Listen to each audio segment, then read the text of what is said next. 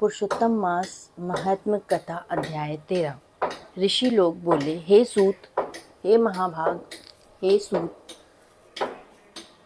हे बोलने वालों में श्रेष्ठ, पुरुषोत्तम के सेवन से राजा दृढ़ धनवा, शोभन राज्य, पुत्र आदि तथा पतिव्रता स्त्री को किस तरह प्राप्त किया और योगियों को भी दुर्लभ भगवान के लोक को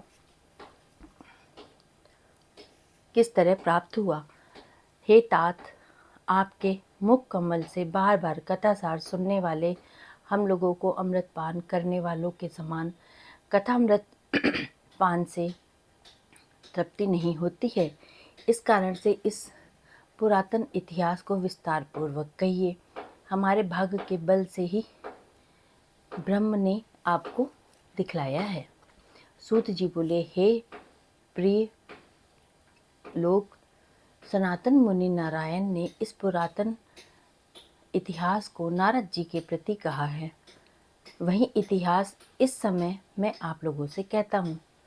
मैंने जैसा गुरु के मुख से राजा दृढ़धनवा का पाप नाशक चरित्र पढ़ा है, उसको सब ऋषि मुनि श्रवण करें। श्री नारायण बोले, हे ब्रह्मा, हे ब्रह्मदेव, नारद सुनिए। मैं पवित्र करने वाली गंगा के समान राजा दृढ़धनवा की सुंदर और प्राचीन कथा कहूँगा। हैहा देश का रक्षक, श्रीमान, बुद्धिमान तथा सत्य पराक्रमी चित्रधर्मा नाम का राजा था।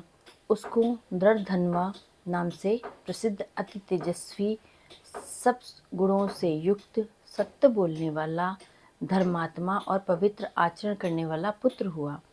कान तक लंबे नेत्र वाला, चौड़ी छाती वाला, बड़ी भुजा वाला महातेजस्वी वह राजा दृढ़धनवा प्रशस्त गुण समूहों के साथ साथ बढ़ता गया। वह चतुर राजा दृढ़धनवा प्रसन्नता के साथ गुरु के मुख से एक बार कहने मात्र से ही पूर्व में पढ़े हुए समान व्याकरण आदि 6 अंगों के साथ 4 वेदों के अध्ययन कर गुरु को दक्षिणा देकर और विधि पूर्वक उनकी पूजा कर विद्यमान राजा गुरु की आज्ञा से पिता चित्रधर्मा के पुर को गया। अपने नगर में वास करने वाले प्रजा वर्ग के नेत्रों को आनंदित करता हुआ जिस पुत्र को देख के राजा चित्रधर्मा भी अत्यंत हर्ष को प्राप्त हुए। पुत्र जवान हो, संपूर्ण धर्म को जानने वाला हो और प्रजा पालन में समर्थ हो, इससे बढ़ के सार शून्य इस संसार में और क्या है, अर्थात कुछ नहीं है। अब मैं 2 भुजा वाले, मुरली को धारण करने वाले, प्रसन्न मुख वाले, शांत और भक्तों को अभय देने वाले श्री कृष्णचंद्र की आराधना करता हूँ। जिस तरह ध्रुव, अम्बरीश, सिद्धार्थी, ययाति, मुख्य राजा और शिवी, रंतिदेव, शशबिंदु, भगीरथ, भीष्म, विदुर, दुष्यंत और भरत, पृथु, उत्तानपाद, प्रहलाद, विभीषण, ये सब राजा तथा और अन्य राजा लोग भी अनेकों लोगों को त्याग कर इस अनित्य शरीर से पुरुषोत्तम भगवान की आराधना कर नित्य सदा रहने वाले विष्णु पद को चले गए। उसी तरह स्त्री, मकान, पुत्र आदि से स्नेह में बंधन को तोड़कर वन में जाके हरि का सेवन करना हमारा भी कर्तव्य है। ऐसे मन में निश्चय कर समर्थ राजा दृढ़धनवा को राज्य का भार देके स्वयं विरक्त हो गए। शीघ्र पुलह ऋषि के आश्रम को चले गए। वहाँ जाके संपूर्ण कामनाओं से निष्प्रह हो और भोजन त्याग कर हर समय मन में श्री कृष्णचंद्र का स्मरण करते हुए तप करने लग गए। कुछ समय तप के बाद वह राजा चित्रवर्मा हरि भगवान के परम धाम को चले गए। राजा दृढ़धनवा ने भी अपने पिता की वैष्णवी गति को सुना।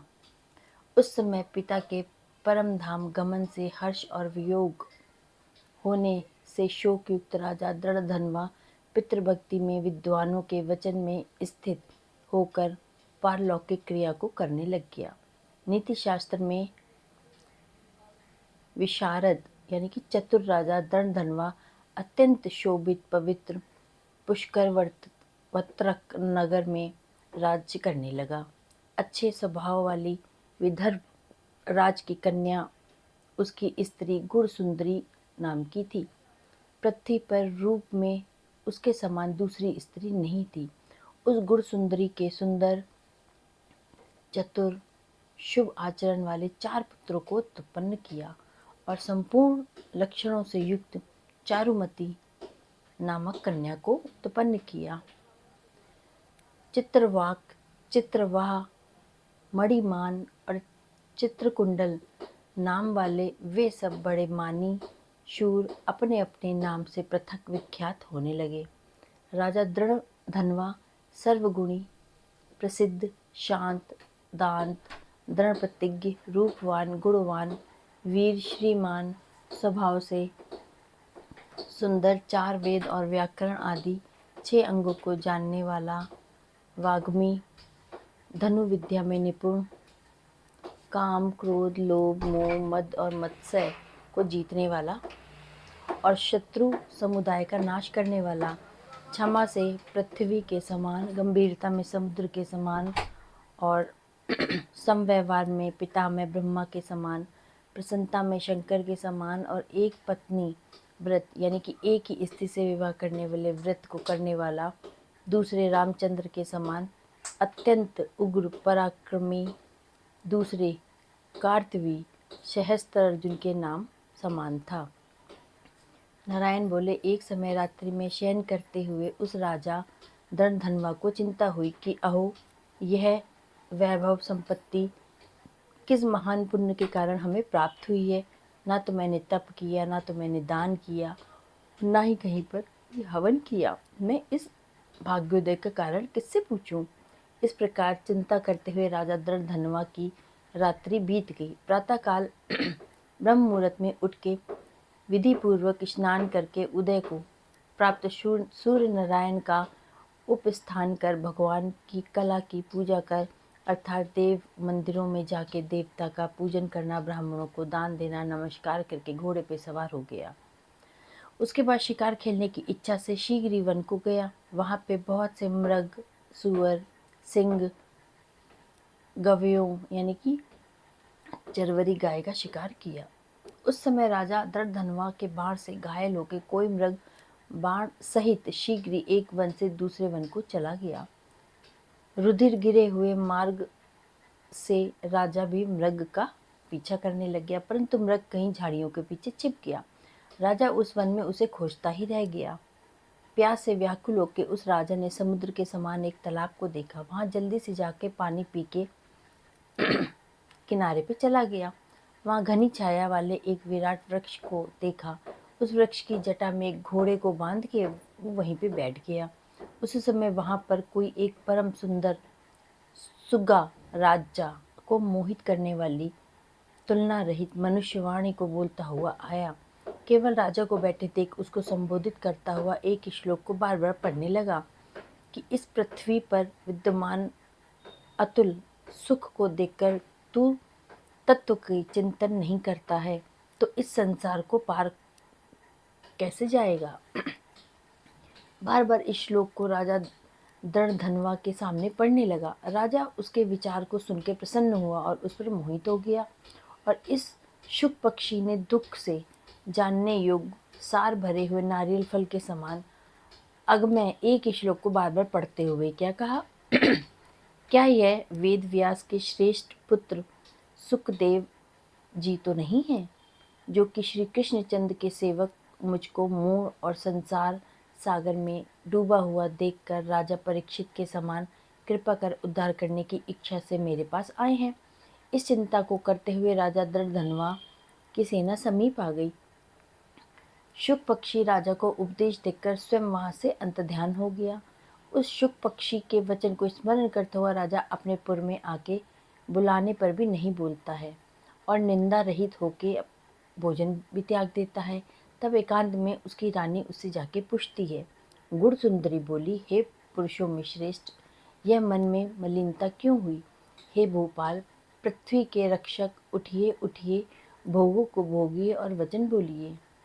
देवताओं से भी दुख से जानने योग्य उस शुक पक्षी के सत्य वचन का स्मरण करता हुआ रानी गुणसुंदरी से प्रार्थना करने पर भी राजा दर्दधनवा कुछ नहीं बोला। पति के दुख से अत्यंत पीड़ित वह रानी भी दीर्घ श्वास लेके अपने स्वामी की चिंता में उत्कट कारण को नहीं जान सकी। इस प्रकार चिंता में मग्न राजा का कितना ही समय बीत गया, परंतु राजा ने किसी तरीके से कुछ भी नहीं बोला और संदेह सागर से पार करने वाला कोई भी कारण वह नहीं देख सकी। नारद जी बोले, हे मुने, इस तरह चिंता को करते हुए पृथ्वीपति राजा दर्दधनवा का क्या हुआ सो आप कहें। क्योंकि हे मुने, निर्मल वैभव चरित्र थोड़ा भी यदि सुना जाए तो पापों का नाश हो जाता है। इति श्री ब्रह्म नारदने पुराणे पुरुषोत्तम मास महात्म्ये त्रयोदशो अध्याय 13 यहीं पे ख़त्म होता है।